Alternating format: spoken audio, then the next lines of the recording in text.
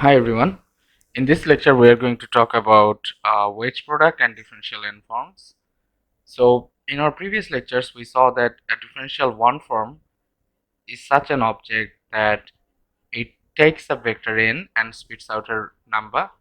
In other words, if you want to see geometrically, what it does is that it takes a vector and it finds out the projection of the different bases. That means along some certain basis what is the projection of that vector. So if we recall that, that means what one forms did is that one forms or differential one forms found projections of vectors along a basis or an axis, whatever you want to call it. So what we want to do right now is that we want to define a differential two form. So we want to define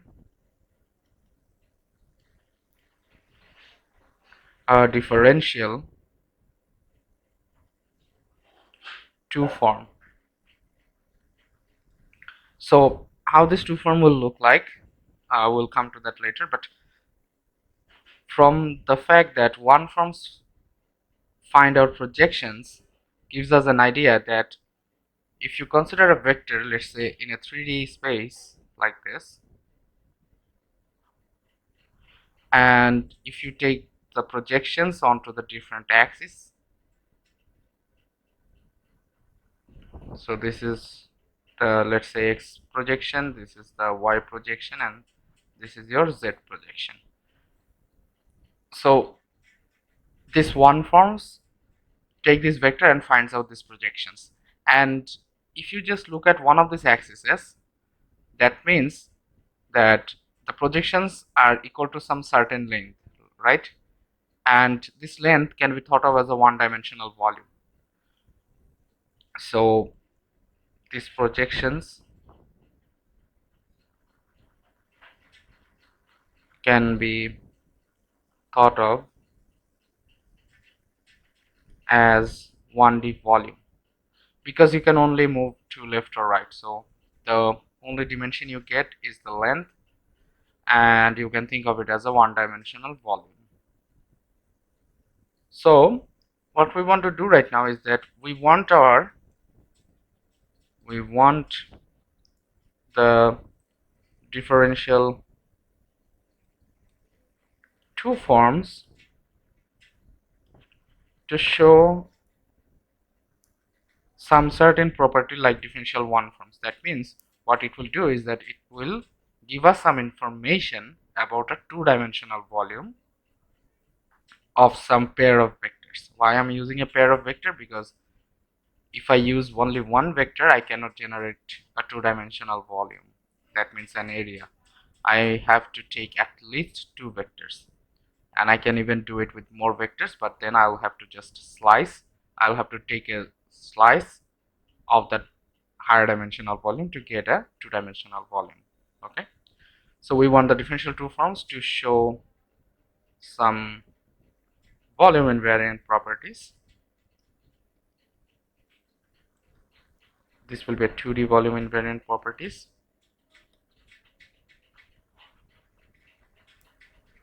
just like one forms. Oops, sorry. I think I just got bugged out. Yeah.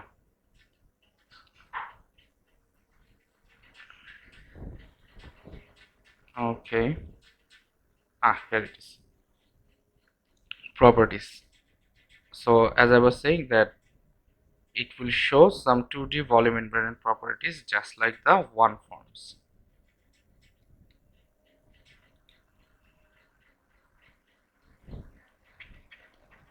Oops, yellow color.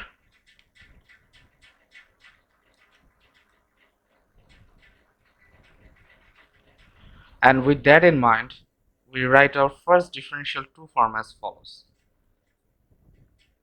So this is a differential 2 form.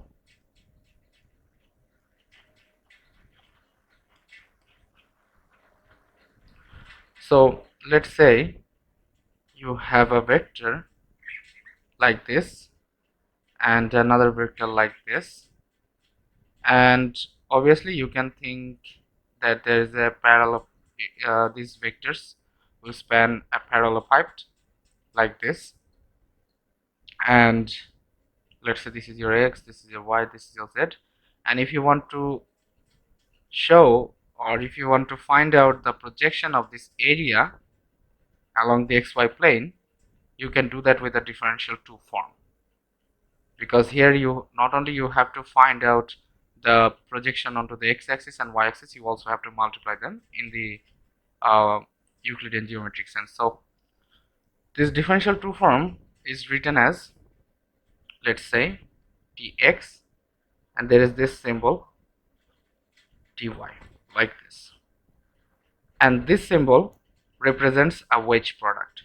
So this is a wedge product of one forms, a wedge product of one forms. You might ask, what is this wedge product?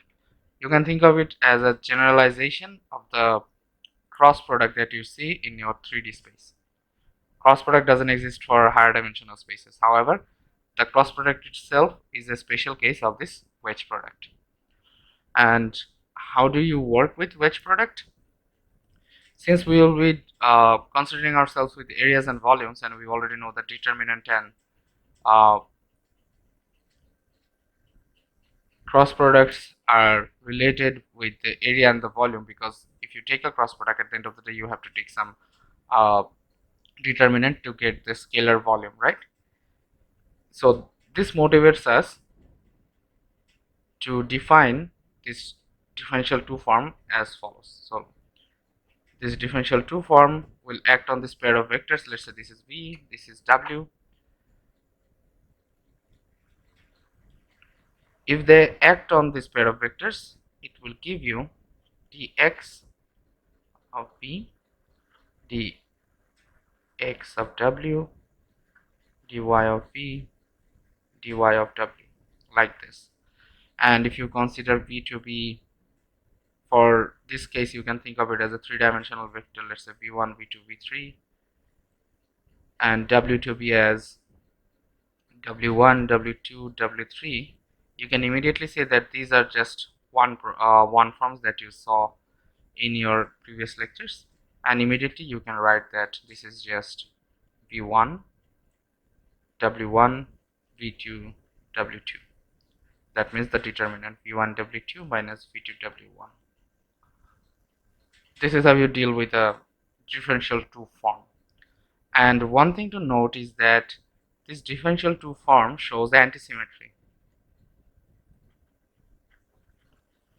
That means that dx wedge of dy is equals to minus of, sorry, it's not minus, that means when you switch them, that means dx dy is not equals to minus dy dx, rather dx dy is equals to minus dy dx. So this is an antisymmetric property, this one specifically. And this antisymmetry has to do with the idea of the sign of the area or the volume, because if you consider a surface like this, you can always define a positive, because a surface has two directions. If you take this as a surface, there is one opening like this, and there is another opening like this.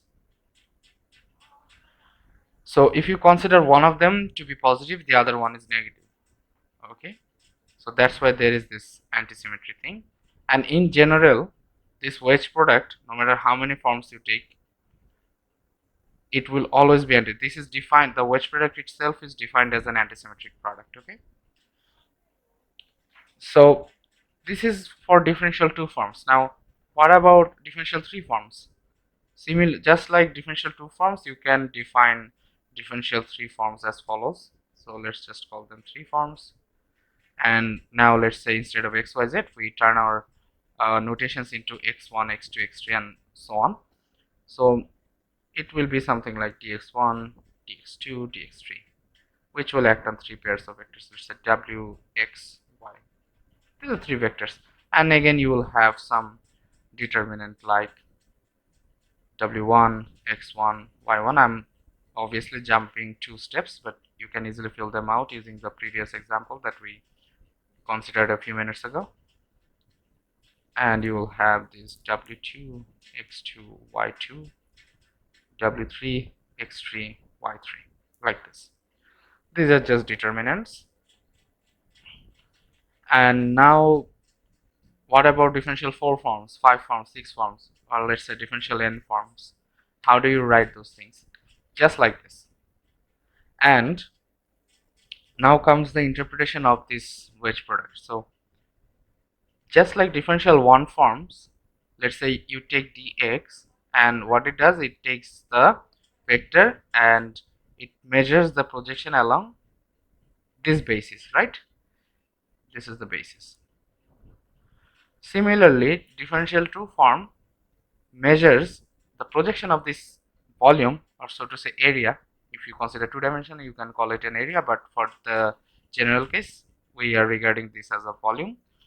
So what this differential 2 form does is that it takes some pairs of vectors, and when it does, it's already considering the space or the object that is spanned by those vectors, and it finds out the projection of the volume along these bases. That means if it's dx dy, if you think of it as the cotangent space, then the component of dx dy will be your projection of the volume in the tangent space, because this dx dy, they are living in the cotangent space.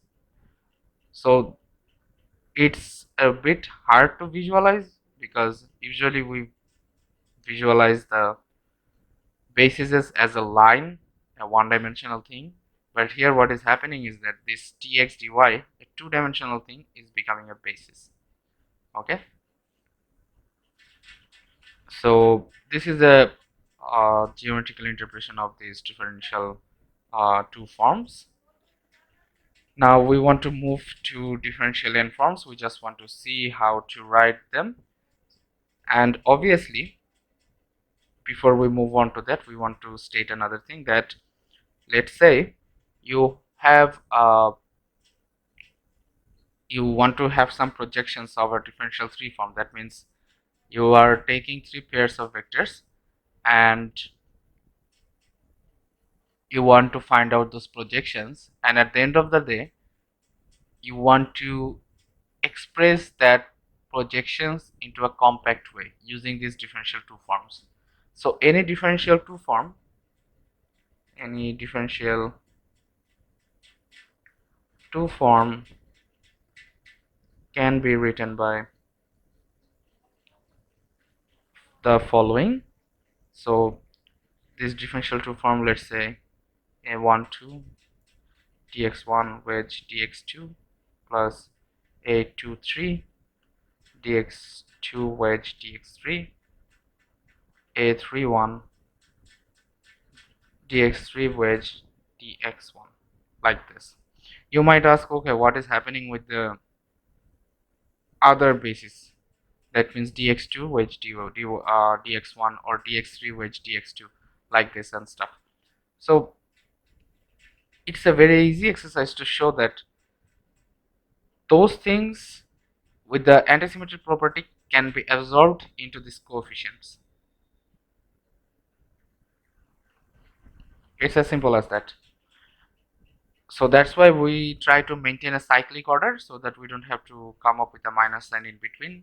And since dx wedge dx2, dx1 wedge dx2 is just minus dx2 wedge dx1, we want to absorb and simplify the coefficients as much as possible. So this is one way to see it. And if you are working with, let's say, n forms, that's the thing we wanted to see. If you are working with differential n forms, any n form can be written, any general n form can be written as the following. Okay, I shouldn't give the summation symbol right now. So let's say 1 2 3 n dx1 wedge dx2 dx3 obviously there is a wedge dxn, and there will be some cyclic terms like this.